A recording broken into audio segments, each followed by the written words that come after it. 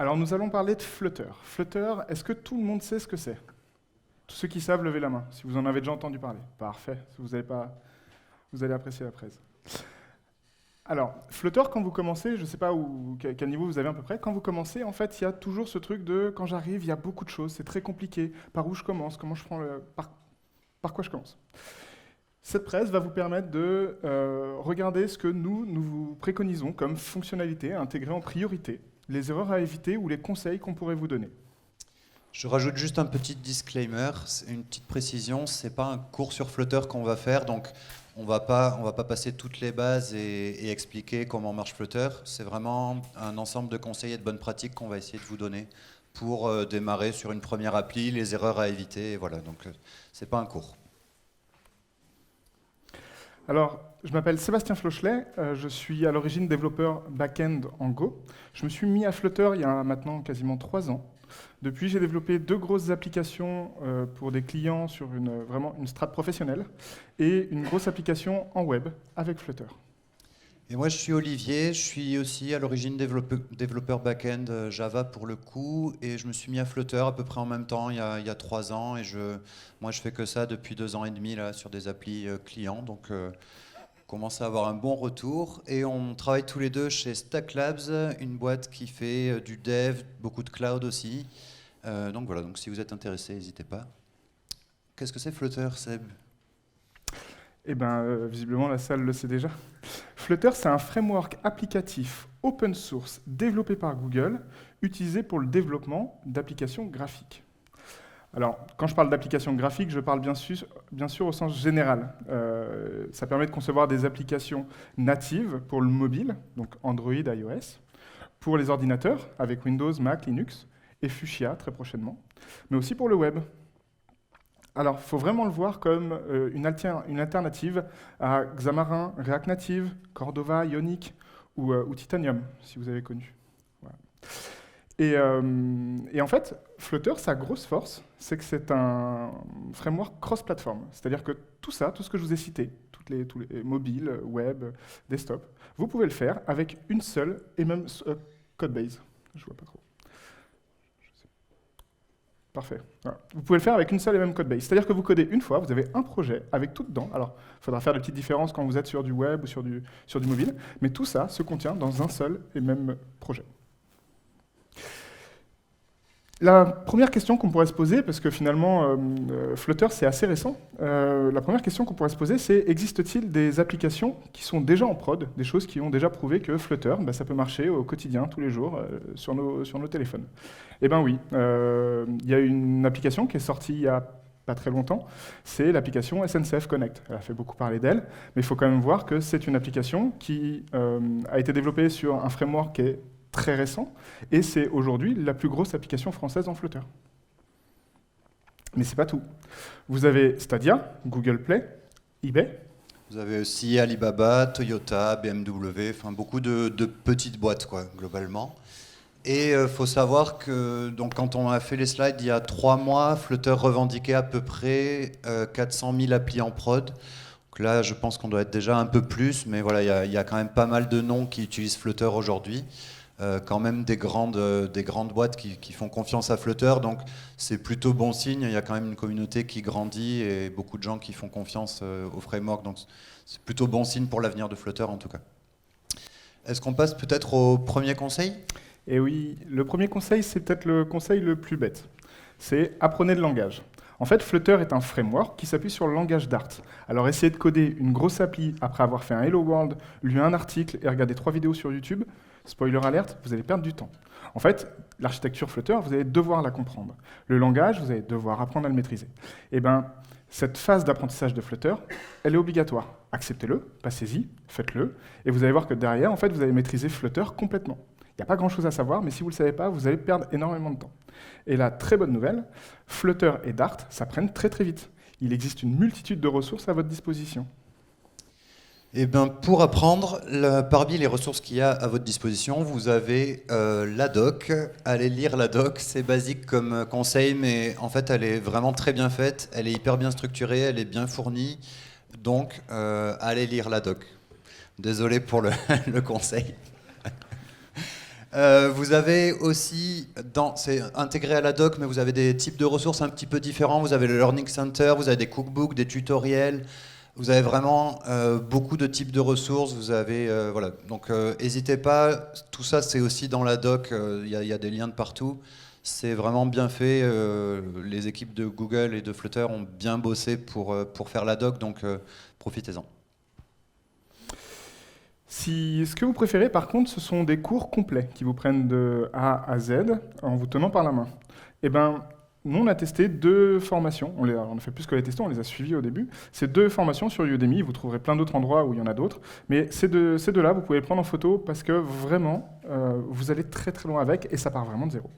Si au contraire, ce que vous préférez, ce sont des petites vidéos courtes sur des sujets bien spécifiques, soit pour voir un éventail de composants différents très rapidement ou juste aller spotter une fonctionnalité particulière, ça, ce sont les chaînes YouTube qu'on suit. Elles sont vraiment très qualitatives. Il y en a plein d'autres, mais celles-ci, nous, on les apprécie énormément. Et ensuite, il y a les conférences Flutter. J'en profite au passage, je vois des gens qui prennent des photos. On publiera les slides sur Twitter, donc vous aurez tous les liens, tous les QR codes et les liens, donc vous inquiétez pas. Donc les conférences, il y en a pas mal. Au final, on est assez bien servi en Flutter et c'est cool. Il y a Flutter Vikings notamment qui arrive en août. Il y en a plein, toute cette liste-là. Et il y en a sûrement d'autres qui vont se créer. Il y a aussi des meet-up Flutter Grand Ouest qui est en train de se créer. Donc il y a vraiment une belle dynamique autour de Flutter et on a une bonne communauté aujourd'hui. Donc pareil, conseil, profitez-en. Et ensuite, on va finir sur les ressources à notre disposition en Flutter. On a du coup une newsletter qui est en français, qui est faite par un monsieur qui fait de l'Android, Edouard Marquez, et qui fait Flutter Digest en français et qui est vachement bien. Elle donne vraiment la compile de l'actu de la semaine, donc elle sort toutes les semaines le lundi. Top. Et si vous êtes plus chat et aller discuter avec des gens, vous avez Slack, Reddit, Discord, donc vous pouvez aller échanger avec la communauté. Et là aussi, c'est assez vivant. Il y a de la communauté française, il y a la communauté internationale, donc il y en a pour tous les goûts et toutes les langues, donc profitez-en. Et je propose qu'on passe au deuxième conseil. Et ouais. Deuxième conseil, lui aussi relativement bête, mais c'est important. Fixez-vous un objectif, 5, 10, 15 jours. Ne cherchez pas plus. Lisez la document, suivez un cours, regardez des vidéos, lisez des articles et jetez-vous à l'eau. Vraiment, 15 jours pour apprendre à maîtriser Flutter, c'est suffisant. Pour apprendre à coder en Dart et sur Flutter, il n'y a pas de secret, il faut coder. Il faut lire la doc, effectivement, mais passez pas 3 mois à le faire. Beaucoup de personnes perdent beaucoup de temps au début à rabâcher, à se dire « je suis pas prêt ». Non, à un moment donné, une fois que vous avez compris comment ça fonctionne, il faut y aller.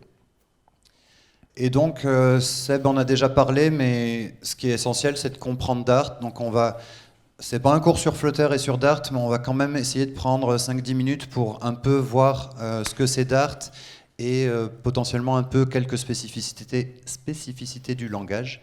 Donc voilà, on va quand même prendre quelques minutes pour faire ça. La première chose à savoir, c'est que Dart, c'est pas compliqué. C'est un langage de programmation orienté objet, comme il y en a des milliers.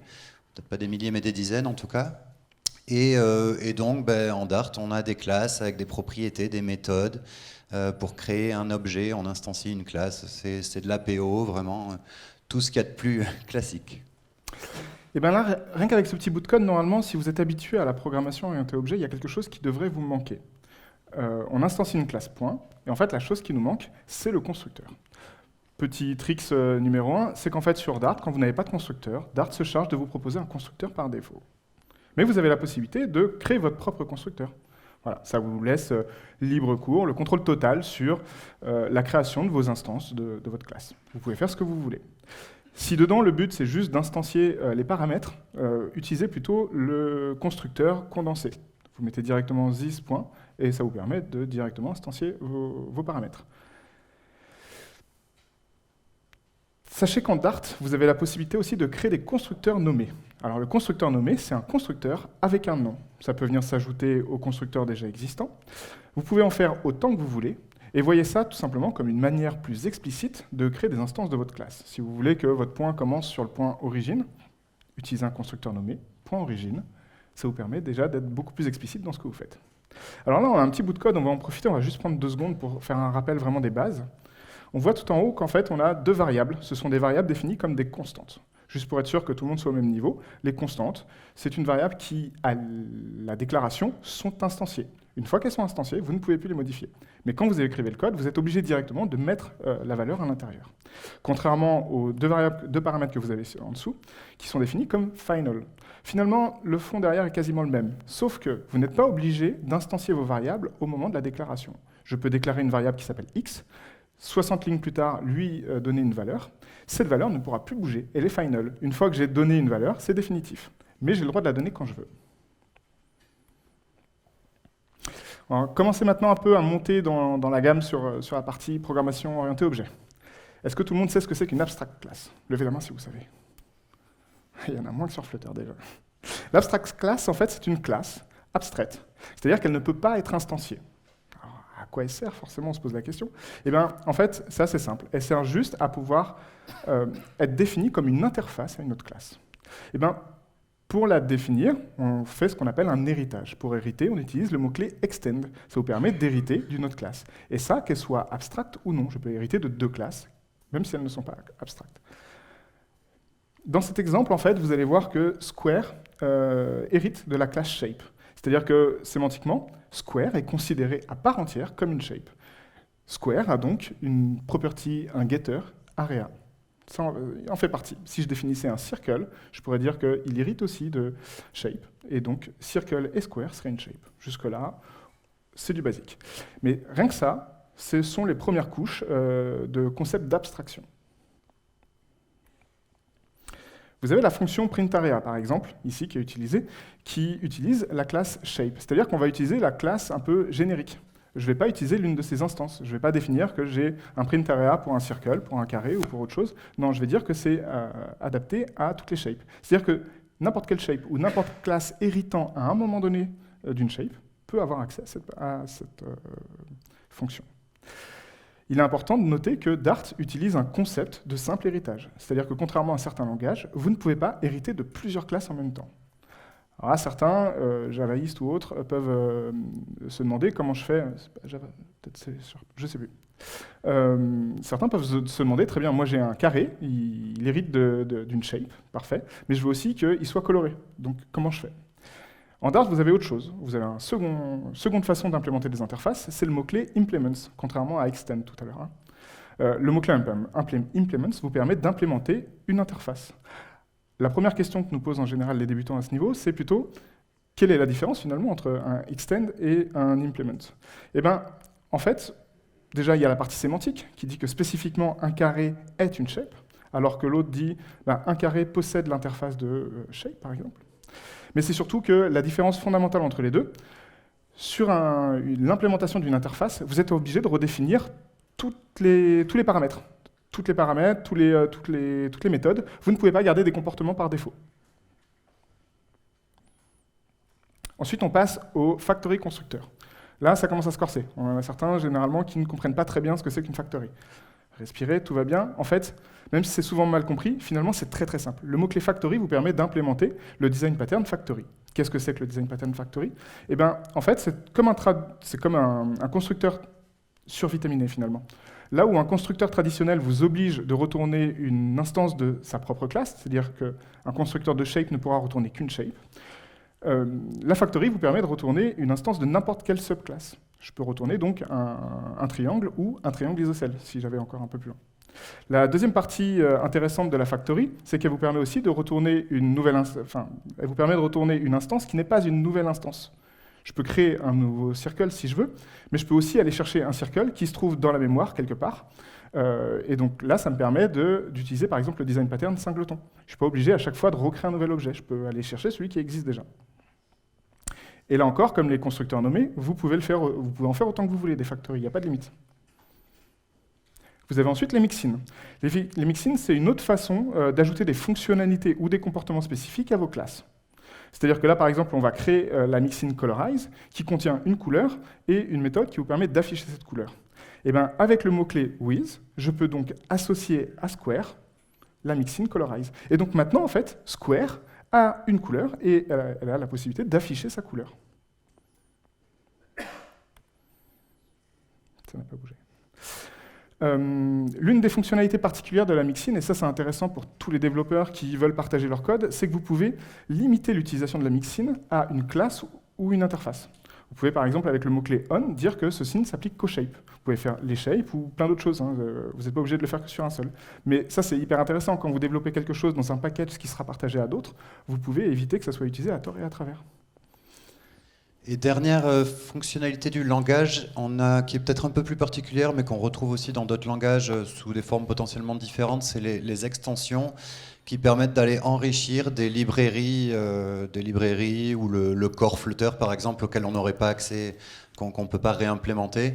Donc typiquement là, on peut rajouter des choses sur des types string, sur des types primitifs, ou sur n'importe quelle classe du framework. Donc ça peut être très très pratique. C'était très utilisé aussi pour les enums jusqu'à maintenant, parce que dans les enums on pouvait pas déclarer ni de paramètres ni de méthodes, enfin ni de variables ni de méthodes. On peut le faire depuis Flutter 3 qui est sorti le mois dernier, donc on a viré la slide, mais voilà, les extensions pour les librairies externes, très très pratiques. Et à ce propos-là, on vous recommande une librairie qui s'appelle Dartx et qui définit en fait tout un set d'extensions qui sont hyper pratiques sur les listes, sur les maps, sur les strings.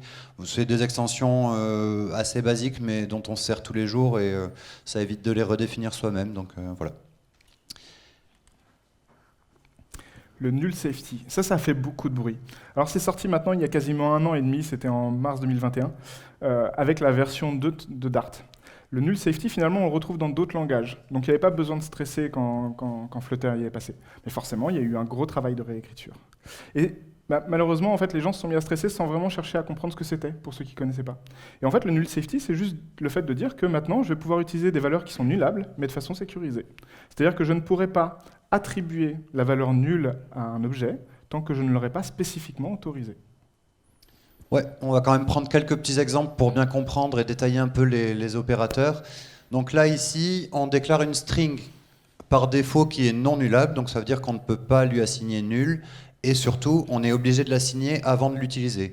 Donc là, je l'ai déclaré sans lui assigner de valeur, et le compilateur va dire non, tu fais pas ça, parce que c'est pas autorisé, puisque je peux pas garantir que ta variable n'est pas nulle, vu que tu l'as pas assignée. Donc ce qu'on fait, c'est qu'on assigne notre valeur. Vous noterez qu'on n'est pas obligé d'assigner directement lors de la déclaration de la variable. Par contre, il faut qu'on le fasse avant de l'utiliser et il faut que le compilateur soit capable de prouver qu'elle est assignée dans un chemin de code avant son utilisation. Donc il faut que le compilateur soit capable de le prouver, sinon il mettra aussi un warning en disant non, je ne peux pas prouver que la variable est non nulle, donc tu ne l'utilises pas. Donc ça c'est pour les variables non nulles, qui sont les variables par défaut. Quand on met rien, c'est une variable non nulle. Maintenant, le nul est quand même pratique et il a des utilisations, donc le langage offre la possibilité de déclarer des variables non nulles à l'aide du point d'interrogation qu'on retrouve par exemple en Kotlin. Et donc pour déclarer la variable, on utilise le point d'interrogation après le type, et pour utiliser la variable, on est obligé aussi d'utiliser le point d'interrogation, par exemple pour appeler une méthode. Puisque sinon le compilateur refuse d'appeler la méthode, puisque on pourrait déclencher un null pointer exception. Et donc ce qu'on fait, c'est qu'on utilise le point d'interrogation, ce qui fait que si jamais la valeur de gauche, donc notre variable nullable, est nulle, alors on renvoie nul, sans appeler la méthode, et si jamais notre variable n'est pas nulle au moment de l'appel, à ce moment-là on va appeler la méthode, ici to lowercase. Donc ça c'est assez pratique, et du coup prenons un autre exemple. Donc si on veut mettre une valeur par défaut, par exemple si notre variable est nulle, on a deux possibilités. L'exemple classique c'est de faire le if not null. C'est long, c'est verbeux, c'est pénible à écrire, et donc on a une petite facilité de langage, un petit sucre syntaxique qui est le double opérateur point d'interrogation, et qui nous permet de dire: si toute mon expression de gauche est non nulle, tu l'utilises. Et si par contre elle est nulle, eh ben, tu utilises la valeur par défaut, qui est la valeur à droite des deux points d'interrogation, donc là, ici mon default value. Et ce qui est assez intéressant avec ce système, c'est qu'on peut du coup chaîner les appels de méthode. Et si chaque méthode a la possibilité de renvoyer nul, à la fin ici, c'est peu importe que ce soit la variable qui soit nulle, que ce soit le premier appel ou le deuxième appel de la méthode qui renvoie un nul, peu importe, on va le traiter de la même manière et on raffichera la valeur par défaut. Donc c'est vraiment hyper pratique. Donc là, c'est la partie non nullable. Par contre, il y a des cas d'usage où on a besoin de dire qu'une variable qui peut être nulle à un certain moment, on va l'utiliser dans un contexte où on sait qu'elle ne peut pas être nulle. Mais le compilateur ne le sait pas. Donc, attention, danger. Là, donc, l'exemple que j'ai pris ici, c'est une méthode qui prend une string en paramètre, donc une string non nullable. Et nous, on a une string qui est nullable, mais moi, en tant que développeur, Olivier, je sais qu'au moment où j'arrive à l'appel de ma méthode, je sais j'ai assigné ma variable, je peux l'assurer au compilateur, sauf que lui, il ne peut pas le vérifier. Bah, pour faire ça, si je suis sûr et certain à 300% que ma variable ne pourra jamais être nulle, au moment de l'appel, eh ben, j'utilise le point d'exclamation qui me permet de dire au compilateur « tais-toi, je sais que la variable sera pas nulle ». Alors par contre, si la variable est nulle, vous prenez un beau runtime exception et là c'est... Mais en fait, c'est l'avantage du null safe, c'est que c'est vous en tant que développeur qui prenez la responsabilité de dire « ok, je te garantis que ma variable est non nulle ». Mais c'est vous qui prenez la responsabilité. Donc si derrière vous avez menti au compilateur, il vous le rend bien. Donc voilà, mais en tout cas c'est pratique. Un autre cas d'usage où c'est pratique et où on va surtout pas pouvoir l'utiliser. Donc ici j'ai une classe avec une variable qui s'appelle myProperty qui est non nullable et j'ai juste 2 constructeurs et chaque constructeur va setter la propriété. Donc là vous êtes d'accord avec moi, la variable sera toujours non nulle parce que quel que soit le constructeur que j'utilise, elle est settée. Eh ben ça va pas compiler parce que là, dans ce cas-là, le compilateur est pas capable de prouver que tous les chemins vont initialiser la variable. Donc on peut pas écrire ça. Donc ce qu'on va faire ici, c'est qu'on va utiliser le mot-clé late qui va dire au compilateur, écoute, je sais que la variable, je te garantis qu'elle sera initialisée avant son utilisation parce qu'ici, je peux prouver que mes 2 constructeurs l'initialisent. Et donc je lui dis, elle est quand même non nulle parce que je veux pas utiliser un nul vu que je sais que je vais l'assigner.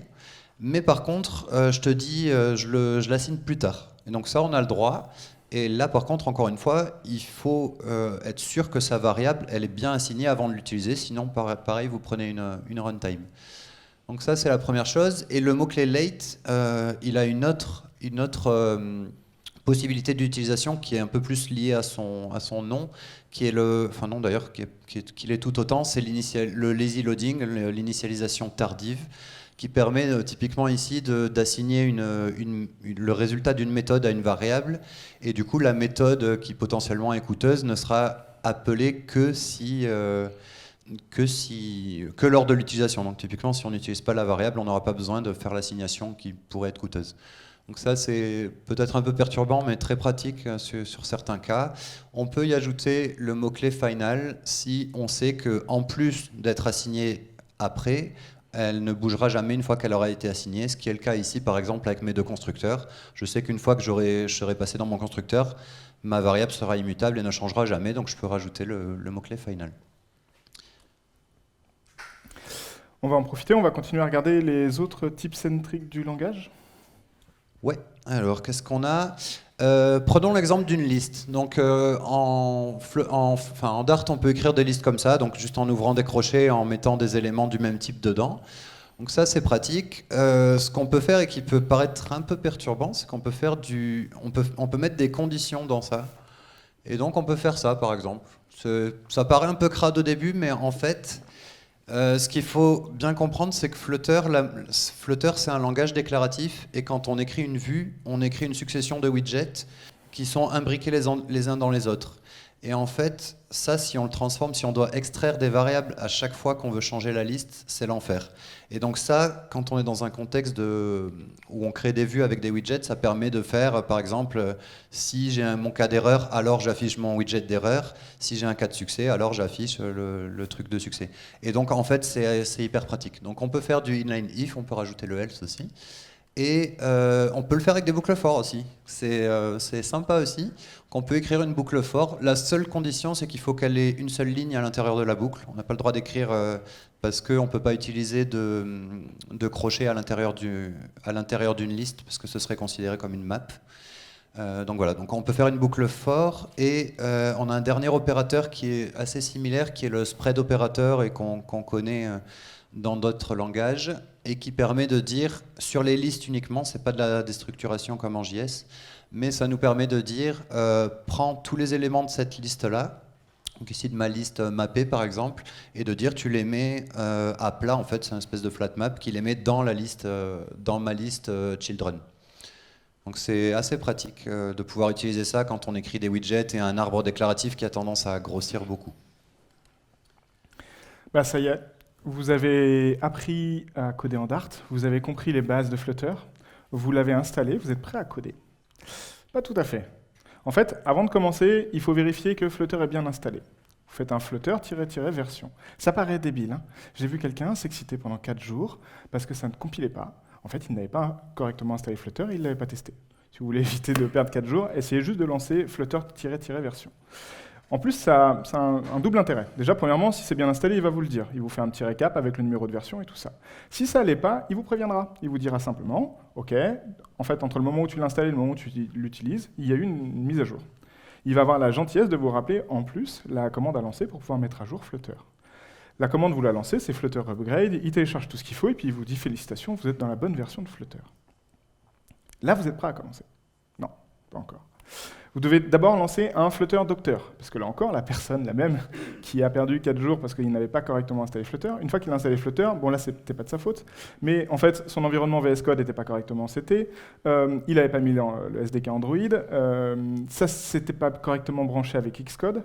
En fait, Flutter Docteur va vérifier tout l'écosystème pour vérifier que vous êtes en mesure de coder sur Flutter. Si vous avez un problème sur une quelconque ligne, Flutter vous donnera toutes les directives pour pouvoir le faire. Typiquement sur Xcode, souvent c'est un problème de licence, vous tapez la commande et elle est rappelée. Voilà. Donc Flutter Docteur, toujours dès que vous commencez sur Flutter la première fois. Du coup, une fois que vous avez Flutter et Dart qui sont bien installés, vous pouvez créer une application, Flutter Create. Juste le créez pas comme ça, créez-le en rajoutant le bundle identifier, là, le nom de votre orga. Ça peut se faire après, ça se change, mais par défaut, vous avez sinon comme.example, et c'est un peu galère parce qu'il faut aller dans plusieurs fichiers, iOS, Android, pour aller changer ça. Il y a même des packages qui le font, mais pensez-y, faites-le de suite, ça vous évitera de le faire plus tard. Là, vous avez installé votre première version de Flutter. C'est très bien, si vous voulez faire votre premier test sur Flutter, c'est parfait, vous avez tout ce qu'il faut. Malheureusement, si vous codez pour des clients, plusieurs en général, vous avez très peu de chances que tous les clients soient au même niveau de maturité sur la version de Flutter. Et alors là, quand vous devez commencer à downgrader Flutter pour pouvoir passer d'un client à l'autre, ça devient l'enfer. Vous avez un petit outil pour ça qui s'appelle Flutter Version Manager, FVM, qui existe pour NPM aussi. Et ben ça vous permet d'avoir plusieurs versions de Flutter qui coexistent et de pouvoir sélectionner celle qui vous intéresse sans avoir besoin de perdre 1000 ans à passer d'une version à l'autre. Du coup, là, on a installé Dart, on a installé Flutter, on a créé notre appli, le squelette d'appli via la ligne de commande. Maintenant, on va juste rapidement passer un peu sur l'environnement de dev, comment essayer de maîtriser un peu plus son environnement de dev pour tirer le meilleur de Flutter et de tout ce qu'il y a autour. Et oui, parce qu'en fait, une fois que vous avez fait votre Hello World ou que vous avez créé votre application, sur quoi vous allez lancer? En partant de gauche à droite, à gauche, vous allez avoir l'émulateur Android. Pour ça, vous installez Android Studio, il vous installe tout ce qu'il faut. Si vous avez la chance d'avoir un Mac, et c'est nécessaire si vous voulez pouvoir coder sur n'importe quel système OS Mac, que ce soit pour iPhone ou pour OS Desktop, macOS, vous allez avoir besoin d'un Mac pour compiler. C'est obligatoire, vous n'avez pas le choix. Voilà. Il y a des instances qui existent sur Cloud qui vous permettent d'aller compiler vos trucs et d'avoir tous les DMG qui sont créés. Mais de toute façon, il va vous falloir ça. Vous avez la possibilité d'utiliser le simulateur iPhone. Le dernier truc aussi, c'est Chrome. Chrome, n'oubliez pas qu'on peut faire du web dessus. Donc c'est pas mal de faire du web avec Flutter. Et donc vous pouvez utiliser Chrome si vous n'avez pas de téléphone ou pas d'émulateur en réserve. Mais quoi qu'il arrive derrière, le meilleur truc pour développer, c'est ça. C'est votre téléphone. En fait, il n'y a pas plus isoprod que votre propre téléphone. Vous le branchez, vous le passez en mode dev, ça vous permet de le faire. Je crois même que sur Android, vous pouvez même le faire en mode débranché. C'est-à-dire que juste en remote, ça suffit. Et ça, c'est très important parce qu'il y a des fonctionnalités, comme les notifications, des choses comme ça, où, en fait, sur l'émulateur, vous n'aurez aucun message qui vous dira pourquoi, mais vous ne pourrez pas le faire. Vous voulez des notifs, vous êtes obligé de le faire sur un téléphone fixe, le vrai téléphone. Une fois que vous avez commencé à coder, vous allez vous retrouver face à un petit problème. Enfin, un petit problème.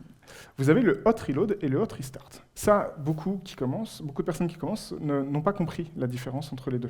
Le hot reload, c'est le fait de pouvoir reload à chaud votre application. Imaginez que vous êtes dans un parcours utilisateur que vous êtes en train de développer, vous êtes au step 4, vous êtes en train de mettre tout en forme, c'est génial, vous voulez augmenter un peu la taille du texte ou changer la couleur, vous changez dans le code, vous sauvegardez, et là, magie, automatiquement, sur votre téléphone ou sur votre émulateur, ça se met à jour, ça, on le voit. Ça va très très vite, ça permet d'accélérer énormément la phase de développement. Ça marche parce que le hot reload va recharger votre build contexte. Donc tout ce qu'il y a dans le build contexte sera rechargé. Attention cependant, tout ce qui est à l'extérieur du build contexte, lui, ne sera pas rechargé. Encore une fois, j'ai vu des gens s'énerver parce que leur application ne marchait pas, vraiment au point de s'exciter, parce que quand ils changeaient le state, ils ne le voyaient pas. Et oui, le state est en dehors du build contexte, comme les assets ou tout ce qui va se retrouver vraiment à l'extérieur du build contexte. De toute façon, c'est très simple, quand vous verrez votre application, votre code, vous avez vraiment le build contexte qui est noté dans votre méthode. S'il n'y a pas le build contexte, c'est en dehors du build contexte. Donc là, vous êtes obligé de passer sur du hot restart. Et le hot restart, c'est comme si vous arrêtiez votre application et que vous le relanciez, sauf que là, c'est extrêmement rapide. Voilà. Hot reload et hot restart.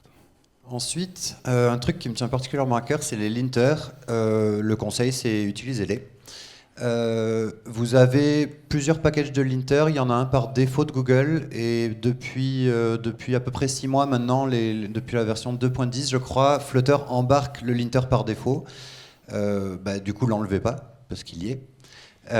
Et du coup, ça définit quand même un certain nombre de bonnes pratiques Flutter. Donc, surtout si vous débutez, vous avez votre IDE, que ce soit Android Studio ou VS Code, qui va rapidement vous dire attention, ça c'est pas top. Et après, vous avez la possibilité, via un fichier, d'aller surcharger les règles et de dire moi je fais ça par exemple, je vais rajouter plein de règles parce qu'il n'y en a quand même pas beaucoup par défaut.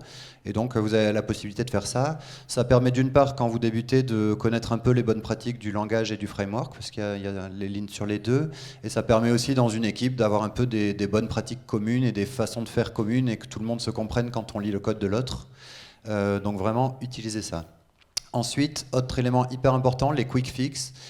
Justement, quand vous avez des règles de linter que votre IDE vous remonte, souvent il les souligne en jaune et en faisant le raccourci approprié dans votre IDE, vous allez pouvoir directement appliquer la suggestion, ce qui est hyper pratique puisque vous allez gagner du temps. Ça vous évite de le faire vous-même.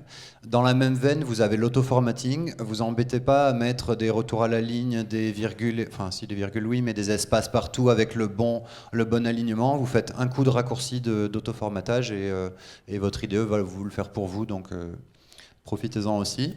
Et dernier point sur ces conseils d'IDE, c'est l'autocomplétion. Elle est assez puissante en Flutter, notamment pour deux choses. Mais pour créer des widgets, là vous le voyez, ça se crée vraiment, vous écrivez 3 lettres et il vous crée tout le squelette du widget, donc c'est hyper pratique.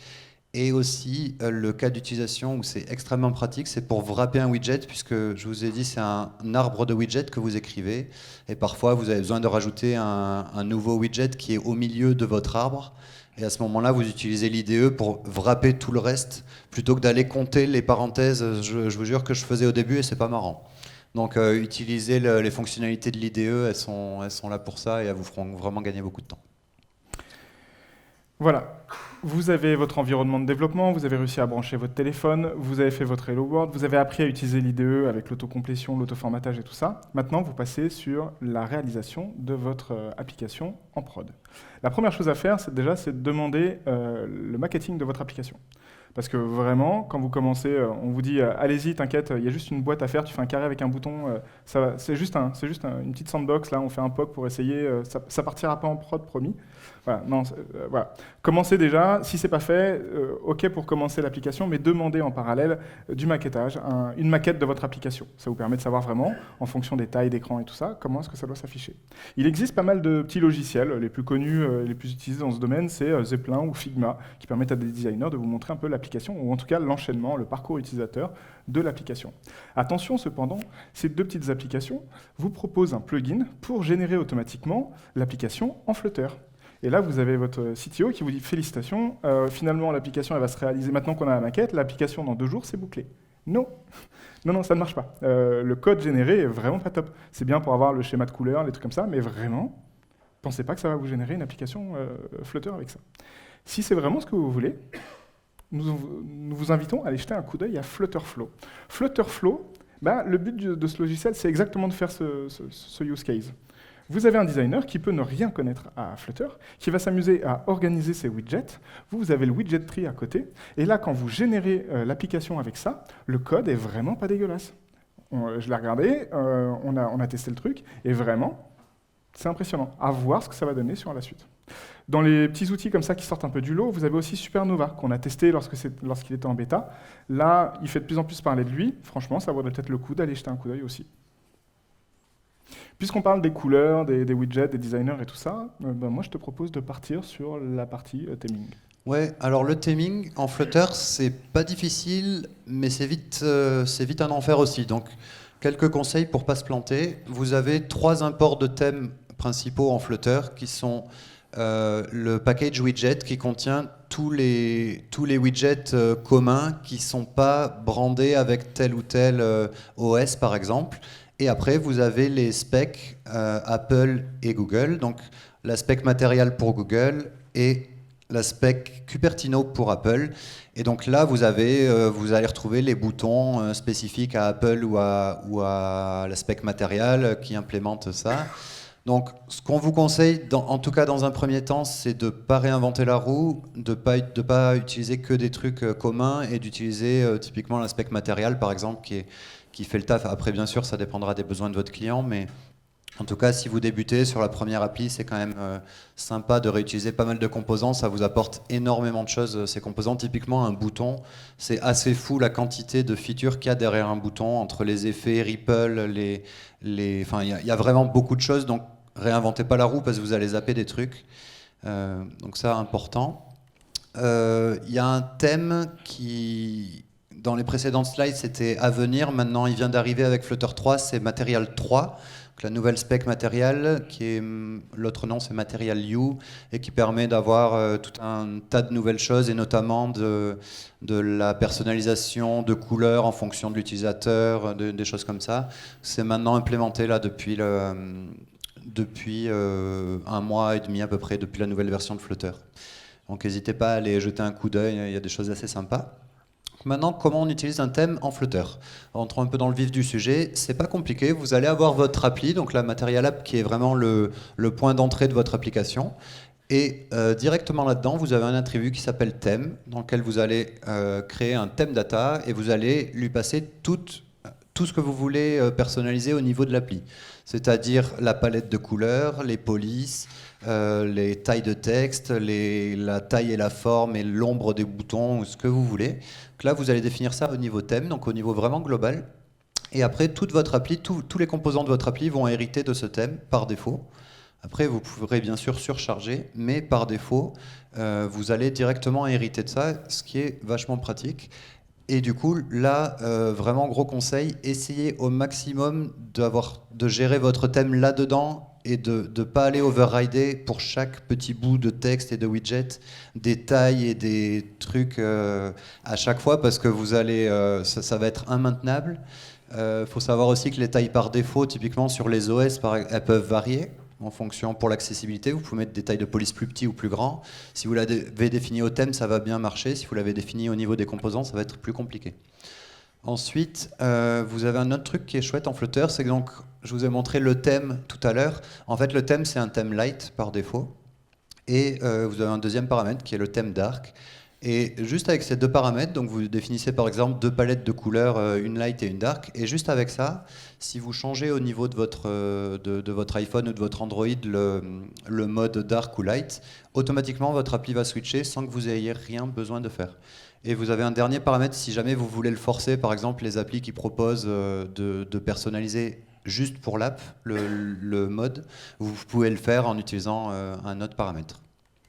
Et donc ça donne des choses comme ça. Donc là typiquement on a fait une petite appli et juste en changeant au niveau de l'iPhone, toute l'appli se rafraîchit automatiquement et ça c'est Flutter qui le gère. Là il y a on n'a vraiment rien fait pour changer l'appli. Donc c'est assez pratique. Olivier parlait d'accessibilité. Ça fait partie des features qu'on vous propose et qu'on vous invite à essayer de gérer le plus vite possible dès le début la création de votre application. L'accessibilité, si vous ne savez pas ce que c'est le fait d'ouvrir votre application au plus grand nombre d'utilisateurs, à savoir toute personne qui pourra avoir une déficience visuelle ou autre. Ça veut dire qu'on prend en compte en fait, le fait de pouvoir changer la taille des caractères, la taille du texte, prendre garde au contraste, prendre garde aux couleurs, au screen reader avec les voice-over et tout ça. C'est quelque chose de très important. Ça serait dommage de se priver d'une quantité d'utilisateurs, surtout qu'en vrai, à mettre en place, c'est très très simple. C'est des choses qui sont préintégrées à Flutter. Si vous attendez que l'application soit finie pour le faire, vous ne le ferez pas. Faites-le dès le début. Surtout que là, avec Flutter 3, comme parlait Olivier, Flutter 3, on avait des problèmes encore de tout ce système d'accessibilité sur toute la partie desktop. Parce que Windows, Mac, Linux, c'était encore qu'en bêta, on n'était pas clean. Là, avec la version 3, tout est passé en prod. Enfin, tout est passé en stable. Merci, pardon. Tout est passé en stable et l'accessibilité est vraiment bien intégrée. Donc là, maintenant, sur l'ensemble du pool de features de Flutter, vous pouvez gérer facilement l'accessibilité. Faites-le. Vous avez aussi la partie responsive et adaptative. Ça fait partie des features à intégrer dès le début. C'est pour ça que la maquette est intéressante. La partie responsive, c'est le fait de s'adapter à tout type d'écran. Que vous preniez votre téléphone en format portrait ou paysage, il faut que votre application s'adapte. Et si votre application est portée sur le téléphone, est-ce que vous voulez le mettre aussi sur une tablette ou sur un PC avec un écran d'ordinateur? Tout ça, c'est la partie responsive. Ça marche. Derrière, vous avez la partie adaptative. La partie adaptative, c'est le fait de s'adapter aux différents devices sur lesquels vous allez exécuter votre application. C'est-à-dire que si vous êtes sur un téléphone, vous n'allez pas réagir de la même façon que sur une tablette ou sur un PC qui n'a pas le touch. Voilà. Et ça, encore, Flutter 3 a fait de gros progrès là-dessus. Surtout qu'il y a maintenant ce système de téléphone qui s'ouvre et qui est nativement pris en charge aussi par Flutter. Merci aux équipes de Microsoft. Vous avez la partie internationalisation, aussi appelée I18N. C'est quelque chose de vraiment très très simple à mettre en place. Ça se met en place en moins de 10 minutes.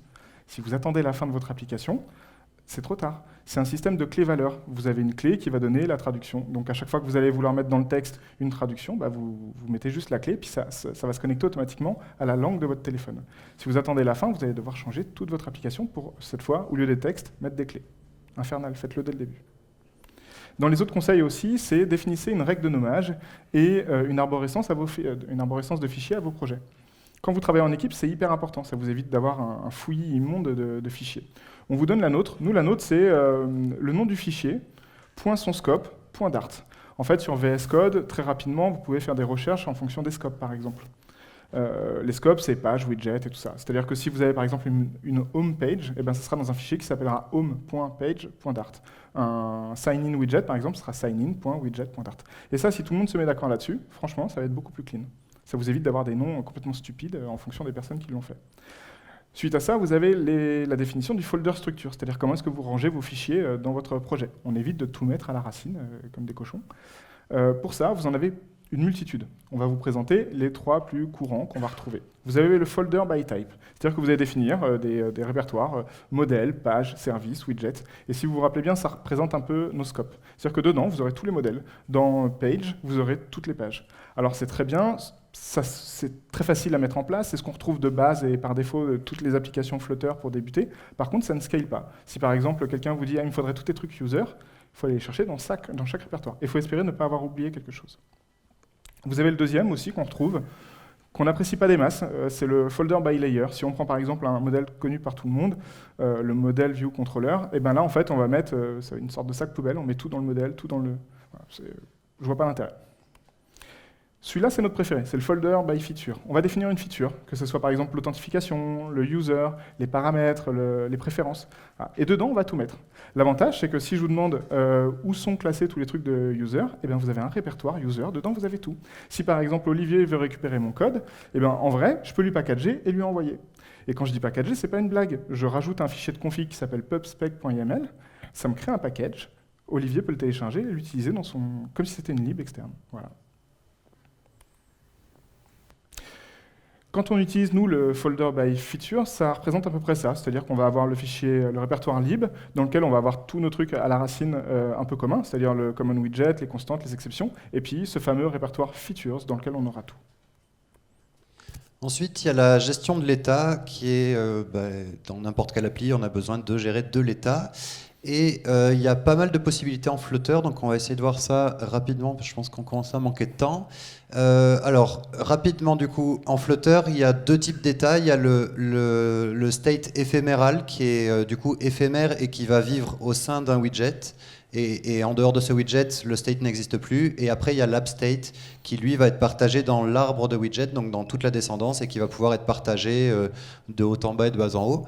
En Flutter, ça se traduit sous deux notions. Le state éphémère, c'est le set state, donc qui est au niveau widget. Et après, il y a la possibilité du coup d'hériter dans l'arbre de widget d'un state avec le inherited widget. Ça, c'est Flutter natif. Ça marche très bien. Le set state, on s'en sert tout le temps. Le inherited widget, en général, la plupart des gens, j'ai jamais vu un projet où on n'utilisait pas une lib pour gérer ça, parce qu'il y a des libs qui facilitent un peu le boulot. Il y en a à peu près 10 millions. Il y a Provider qui a été un peu remplacé par Riverpod récemment. C'est le même créateur. Donc, Riverpod, c'est la version 2.0 de Provider. Block, Mobix, Redux, et il y en a vraiment une palanquée. On va pas vous donner de conseils sur lequel choisir, parce que c'est pas qu'on veut pas vous aider, c'est que ça n'a pas de sens. Parce que en fait, quand vous allez choisir une librairie de state management, il faut vous poser quelques questions.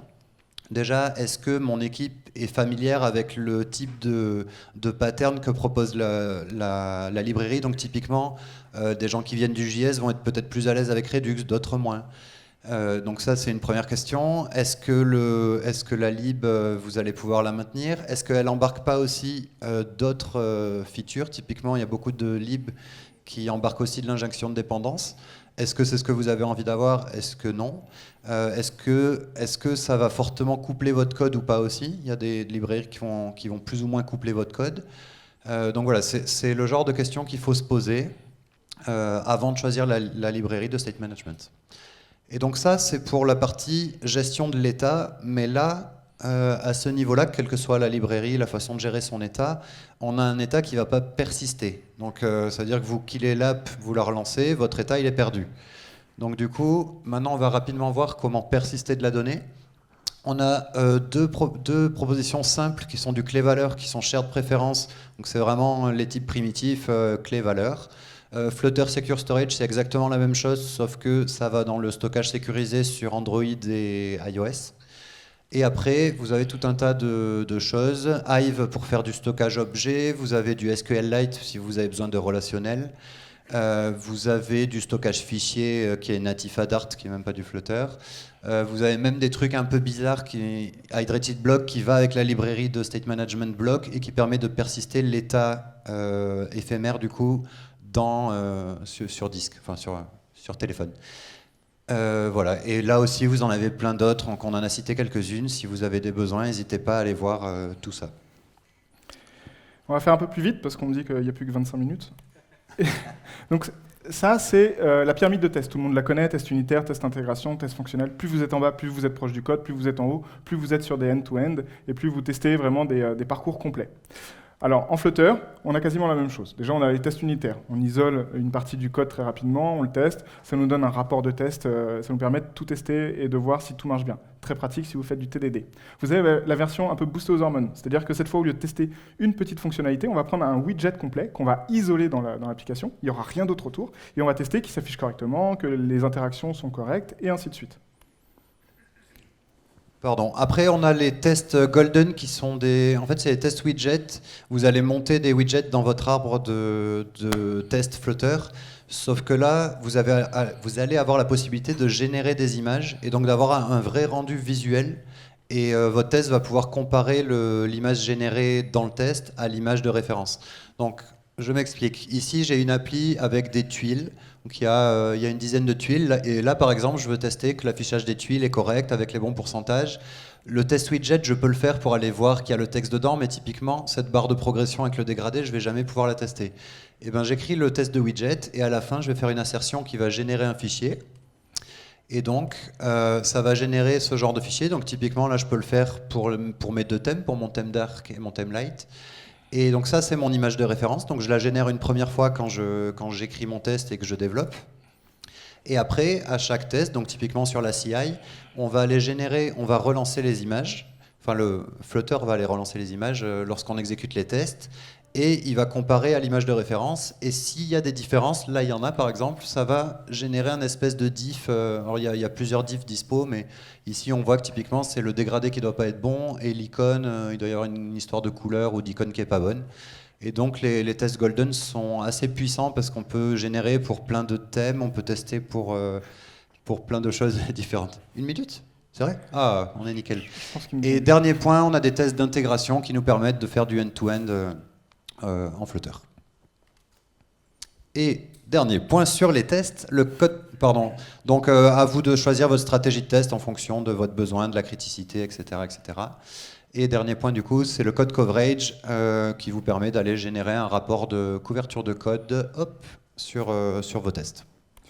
Ensuite, pour parler de Flutter, vous êtes obligé de parler de DevTool. DevTool, c'est la grosse boîte à outils qui vous permet de débugger, inspecter, diagnostiquer, analyser les performances de votre application. C'est gratuit, ça fait partie du package. Jouez avec, c'est génial. Et le tout dernier conseil qu'on aurait dû placer en tout premier, c'est anticiper les fiches sur les stores parce que ça prend 1000 ans. Et c'est pas un conseil qui est spécifique à Flutter, mais prenez-vous-y à l'avance parce que c'est super long. Et promis, c'était notre dernière slide.